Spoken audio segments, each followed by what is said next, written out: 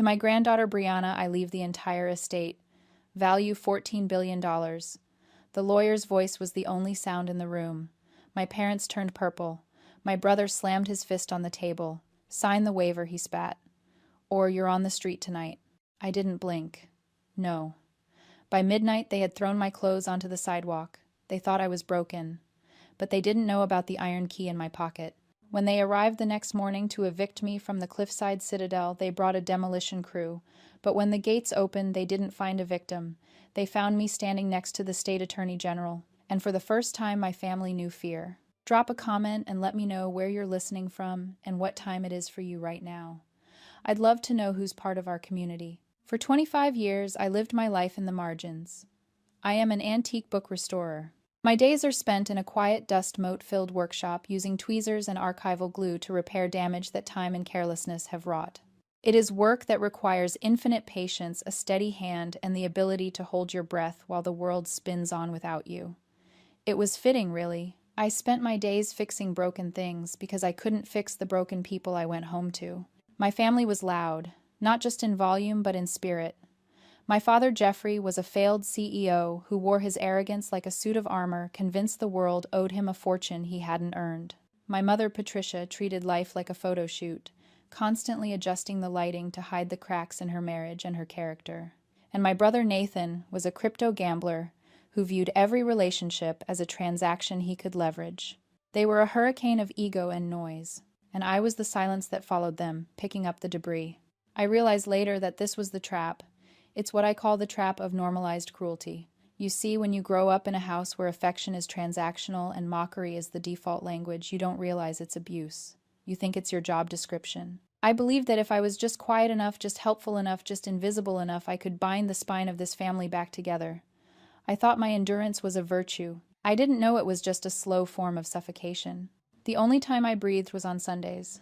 Every Sunday at 1 o'clock, I drove to the cliffside citadel. My family hated visiting Grandfather William. They called it paying the toll to stay in his will. They would sit in his parlor, checking their watches, talking about stock prices and country clubs, waiting for him to die, but I went to the library. William wasn't just a tech tycoon to me. He was the only other person in the world who understood the value of silence. We wouldn't talk about money. We talked about history. We talked about preservation. He would watch me work on a crumbling first edition, his eyes sharp and knowing. Brianna, he told me, once you have the hands of a surgeon and the soul of a warrior, don't let them convince you that your quietness is weakness. It is strategy. I didn't understand him then. I thought he was just being kind to the granddaughter who didn't fit in. I didn't see that he was training me. He wasn't just watching me restore books. He was watching me survive them. He saw the way my mother made comments about my dusty little hobby. He saw the way my father dismissed my opinions at dinner. He saw the way Nathan borrowed money I didn't have and never paid it back. William saw it all. And while I was busy trying to mend the fraying edges of my family, he was quietly, methodically building a fortress to protect me from them. He knew I wouldn't save myself until I had no other choice. So he waited. He let me play the role of the fixer until the day he died, knowing that his death would be the final brutal cut that severed my loyalty to them forever. He didn't leave me a fortune to spoil me. He left me a fortune to arm me. The call came on a Tuesday night. A massive heart attack. Quick. Painless. The doctor said William was gone before he hit the floor of his library. The news didn't bring tears immediately. It brought a strange cold static, as if the only light in a very dark room had just been extinguished. But my family, they didn't go numb. They went into production mode. The funeral was grotesque. It wasn't a memorial. It was a networking event. My father, Jeffrey, stood by the casket, shaking hands with board members, his eyes dry and darting around the room to see who was watching him grieve. He wasn't mourning a father. He was auditioning for the role of patriarch. My mother, Patricia, treated the service like a runway show, wearing a custom black veil and dabbing at perfectly dry eyes with a lace handkerchief whenever a photographer was nearby. And Nathan spent the entire service texting, looking bored, as if death were just an inconvenience to his schedule. Standing in the back alone, I realized I didn't want to be near their performance. I watched them perform their grief like a bad play, and I saw the truth William had warned me about. They didn't love him. They loved what he provided. They were vultures, circling a carcass before it was even cold. I left before the reception. I couldn't stomach the sight of them drinking expensive wine and toasting to a fortune they hadn't earned. The will reading happened 2 days later. The conference room at the law firm was cold and smelled of lemon polish and greed. Mr. Anthony sat at the head of the mahogany table. He was William's oldest friend and attorney, a man with eyes like flint. My family swept in, taking the best seats, radiating entitlement. Jeffrey leaned back, unbuttoning his suit jacket. "Let's get this over with, Anthony," he said. "We have a company to run." Mr. Anthony didn't smile. He opened a thick leather folder. He began to read. "To my son Jeffrey I leave nothing. To my daughter-in-law Patricia nothing. To my grandson Nathan nothing." The silence in the room was absolute. It was a vacuum sucking the air out of their lungs. Then Mr. Anthony continued, "To my granddaughter Brianna, I leave the entirety of my estate, including all financial assets, real estate holdings, and the controlling interest in Carter Industries. Total estimated value $14 billion. For a second, nobody moved. Then the room exploded. My father shot out of his chair, his face turning a violent shade of purple. "This is insanity," he screamed. "He was senile. She manipulated him." My mother was clutching her pearls for real this time, gasping for air. Nathan slammed his fist onto the table, cracking the glass of water in front of him. 14 billion. To her, she fixes old books. She doesn't know the first thing about money." Mr. Anthony raised a hand. Silence. The will is ironclad. William underwent 3 separate competency evaluations. There is no recourse. Jeffrey stared at me. His eyes weren't fatherly. They were predatory. He took a breath, composing himself, smoothing his tie.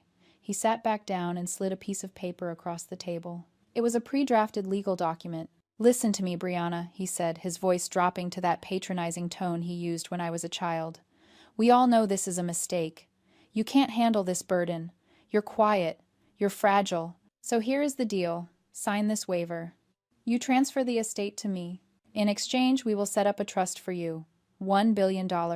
An allowance for life. You can go back to your little books and never worry about a thing." I looked at the paper. $1 billion to go away, to disappear, to let them win. I looked at my father, then at my mother, who was nodding encouragingly, and finally at Nathan, who was sneering. They didn't see a daughter or a sister. They saw an obstacle. I didn't touch the paper. I looked Jeffrey in the eye. No. The word hung in the air like a gunshot. My father's face hardened into something unrecognizable. "No," he whispered. "No," I repeated. "I'm not signing." "Then you are done," he hissed. "If you walk out of here with that money, you are no longer my daughter. You are an enemy, and I will destroy you." I stood up. I walked to the door. I didn't look back. That was the moment the war began. I drove straight back to my apartment. I needed to pack. I needed to think. But when I put my key in the lock, it didn't turn. I jiggled it, thinking it was just stuck. Then I saw the notice taped to the door. "Property seized by management." My phone buzzed. A text from my landlord, a man who played golf with my father every Sunday. "Sorry, Brianna," Jeffrey called. He said there are some legal issues with the lease guarantee. I have to lock it down until it's sorted. They didn't just kick me out. They erased me. My clothes, my tools, my unfinished restoration projects, everything I owned was behind that door. I stood in the hallway, the fluorescent lights humming above me, and I realized this was their strategy. Shock and awe. Strip me of shelter, strip me of resources, and wait for me to crawl back to the safety of their control. They expected me to call them crying. They expected me to beg. I didn't call. I walked back to my car. I had my purse, my phone, and the clothes on my back. And in the glove compartment, I had the heavy iron key William had given me 6 months ago. For a rainy day, he had said. It wasn't raining. It was a hurricane. The car hummed beneath me, putting miles between the city and my past. I drove east toward the ocean, toward Newport. The cliffside citadel wasn't just a house. It was a fortress built on a promontory of black rock, accessible only by a long, narrow causeway. As my car rumbled over the stones, the ocean crashed against the cliffs below, sending spray into the air. The gates were massive, wrought iron beasts that looked like they hadn't opened in a century. I rolled down my window. There was a keypad, but before I could reach for it, a voice crackled over the intercom. "Identify." "Brianna," I said. "William's granddaughter." The gates groaned. They swung inward, slow and heavy. I drove through the gravel, crunching under my tires. The mansion loomed ahead, dark stone against a gray sky, imposing and silent. It didn't look welcoming. It looked impenetrable. I parked in the courtyard. As I stepped out, the front door opened. A man stepped out. He was huge, built like a tank, wearing a dark suit that couldn't hide the military bearing underneath. This was Marcus, head of security, former Navy SEAL. William had told me stories about him, about his loyalty. "Miss Brianna," he said. His voice was deep gravelly. He didn't ask why I was there. He didn't ask where my luggage was. He just stepped aside and held the door. "We've been expecting you." I walked inside. The main hall was exactly as I remembered. It vaulted ceilings, stone floors, the smell of wood smoke and old paper. But it felt different now. It didn't feel like a museum I was visiting. It felt like air entering my lungs after holding my breath for 25 years. Staff members appeared from the shadows. Not many, just the core team. They nodded to me, silent and respectful. They didn't look at me with pity. They looked at me like I was the captain who had finally boarded the ship. I walked into the library. It was my favorite room, walls lined with thousands of books, the scent of leather and dust wrapping around me like a blanket. I sank into William's chair, and that was when the realization hit me. It wasn't grief, it was clarity. I looked around at the fortress William had built. I thought about the apartment I was locked out of, the family that had discarded me the moment I became inconvenient. And I realized the terrifying truth. If William hadn't done this, if he hadn't left me this house, this money, this protection, I would have ceased to exist. My family would have ground me down into dust. They would have married me off to some business partner or kept me as a silent servant, erasing every unique part of my soul until there was nothing left but a reflection of their needs. A world without William wasn't just a sadder world. It was a world where I didn't survive. He didn't just save my financial future. He saved my life. He saved me. Marcus appeared in the doorway. "We've locked down the perimeter," he said. "The causeway gate is reinforced. No one gets in unless you say so." I looked at him. For the first time in my life, I wasn't the one fixing things. I was the one being protected. "Thank you, Marcus," I said. "Your father has called the main line 6 times, he added. "He's screaming." "Let him scream," I said. "He can't hear us from here." I closed my eyes. Outside, the ocean roared against the cliffs. Inside, it was quiet. I was homeless, disowned, and under siege. But as I sat in that chair, gripping the armrests, I felt something new rising in my chest. It wasn't fear. It was the cold, hard weight of power. I was safe. And tomorrow I would be dangerous. The silence didn't last. The next morning, the digital siege began. I went to buy coffee at the village market, and my card was declined. Insufficient funds. I tried another. Frozen by issuer. I checked my banking app. Locked. My phone lit up with a notification, not a text, but a legal alert. My father had filed an emergency petition for temporary guardianship, claiming I was suffering from acute grief-induced psychosis and was unfit to manage my own affairs. They weren't just trying to take the money. They were trying to take my mind. They wanted to legally erase my ability to say no. I didn't call them to scream. I didn't cry in the car. I drove back to the Citadel, walked into the library, and sat across from Mr. Anthony. "They frozen my personal accounts," I said, sliding my phone across the mahogany desk. Mr. Anthony didn't look up from his files. "Expected. They are trying to starve you out. Standard siege tactic. But they forget one thing." He slid a black card across the desk. "You aren't spending your money anymore. You are spending the estate's money. And that account has no limit." We turned the library into a war room. Maps of the estate were spread out on the table next to legal briefs. Marcus stood by the window, monitoring the perimeter cameras. Mr. Anthony highlighted clauses in the trust documents. I wasn't restoring books anymore. I was learning the architecture of my own defense. "The guardianship filing is dirty," Mr. Anthony noted, his voice dry. "They are claiming you have a history of instability. They're using your quietness against you, calling it catatonic episodes." "Let them file," I said, my voice cold. "I'll pass every evaluation they throw at me. But I'm not answering their calls." And I didn't. My phone buzzed incessantly. 47 missed calls from my mother, 30 from Nathan, 12 from my father. Voicemails that ranged from fake concern, "We just want to get you help, sweetie," to venomous threats, "You're going to rot in a facility." I deleted them all without listening. I was ghosting my own abuse. 3 days later, the war moved from the courts to my doorstep. It started with a low rumble, a vibration that shook the coffee in my cup. It wasn't the ocean, it was mechanical, heavy diesel engines. "Marcus," I said. "I see it," he replied, his hand already on his radio. I walked to the security monitors. On the screen, a convoy was rolling down the causeway. My father's luxury SUV led the pack, followed by two massive yellow bulldozers and a crew of contractors in orange vests. They stopped at the iron gates. My father jumped out of his car. He was waving a piece of paper, probably a fake deed or a work order. He was shouting at the foreman, pointing at the gates, pointing at the mansion. "What are they doing?" I asked. "They aren't here to visit," Marcus said, his jaw tight. "They're here to breach." I pressed the intercom button. The audio crackled into the library. "Right to enter," Jeffrey was screaming at the foreman. "I am the executor. That girl inside is a squatter. She's mentally unstable. Break this gate down. We have a renovation schedule to keep." "Mr. Carter," the foreman sounded hesitant. "This is a historic gate. Without a court order." "I am the court order," Jeffrey roared. "I pay you. Do your job, or I'll bury your company. Tear it down. We're gutting the place anyway." Gutting it. They weren't just going to evict me. They were going to destroy the Citadel. They were going to strip it for parts, sell the land, and erase every trace of William's legacy. My mother stepped out of the car, shielding her eyes from the sun, looking annoyed that the destruction wasn't happening faster.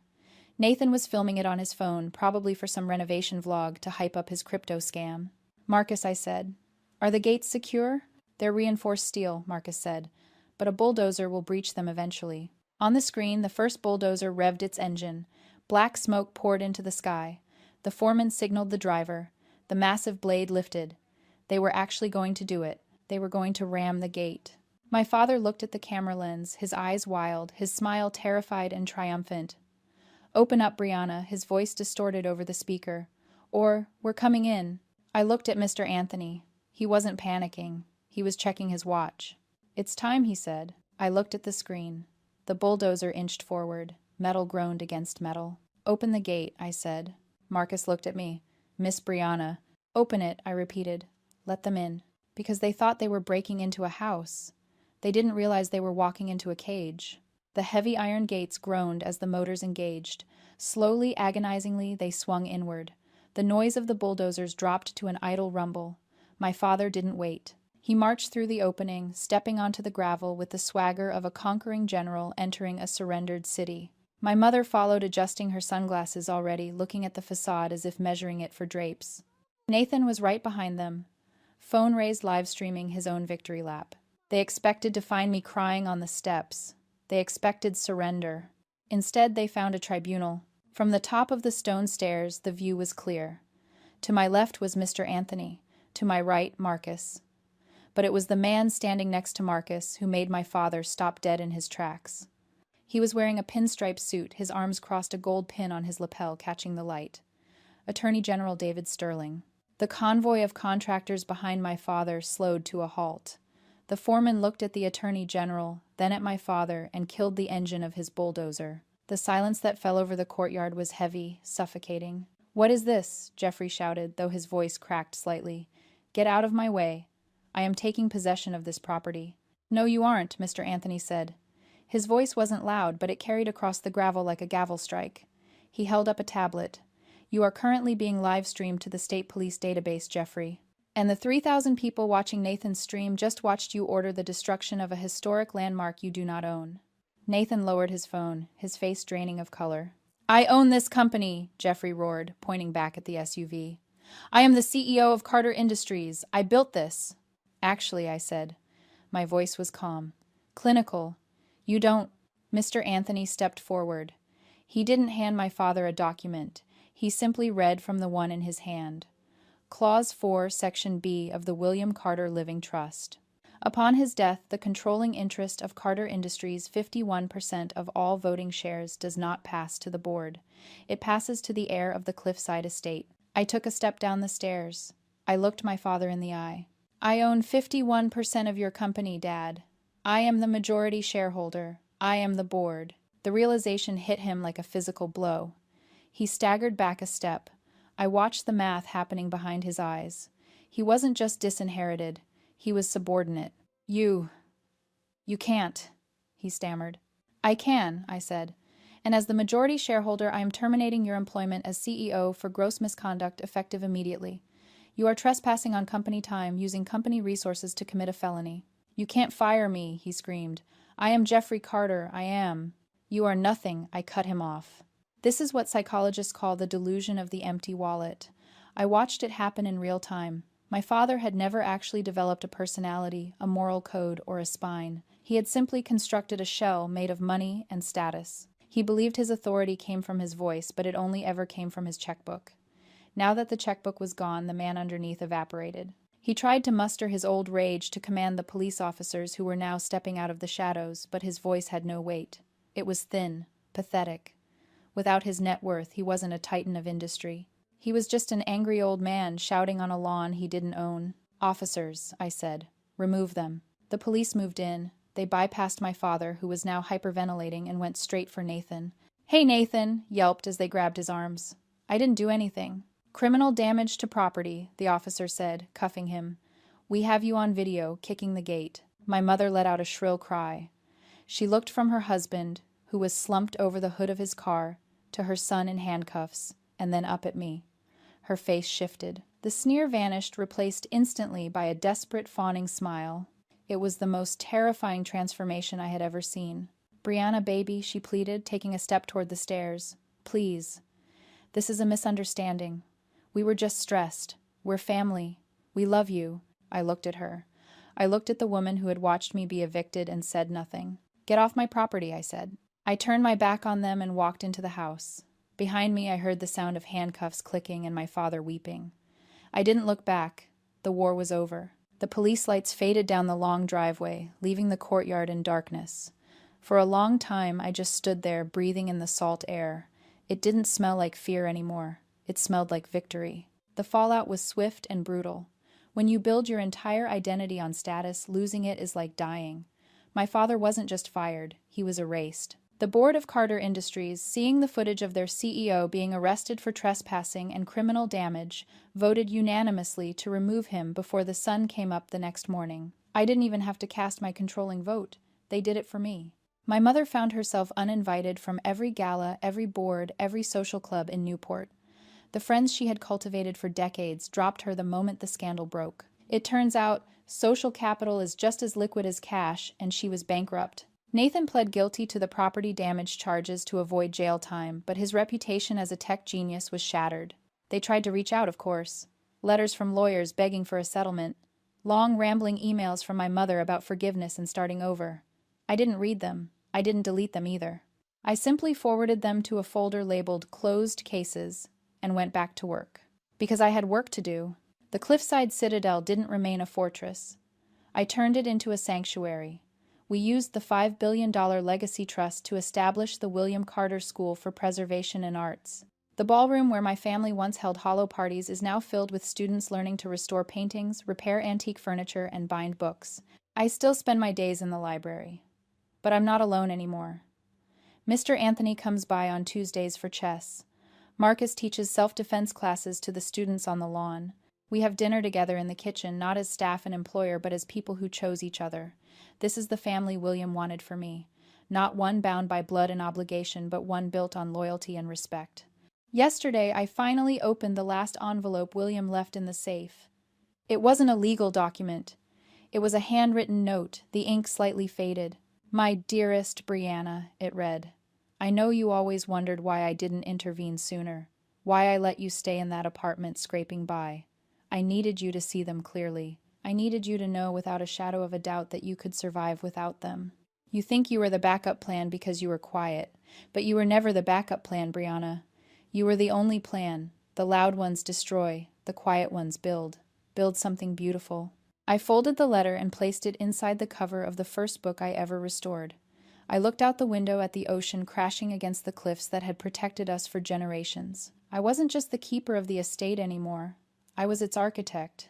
I sat at my workbench, picked up my bone folder and my glue, and went back to work. There were broken things in the world that needed fixing, and for the first time in my life, I had all the time in the world. Sometimes the family you choose is stronger than the one you're born into. If you've ever had to build your own peace, share this story. You never know who needs to hear that it's okay to walk away.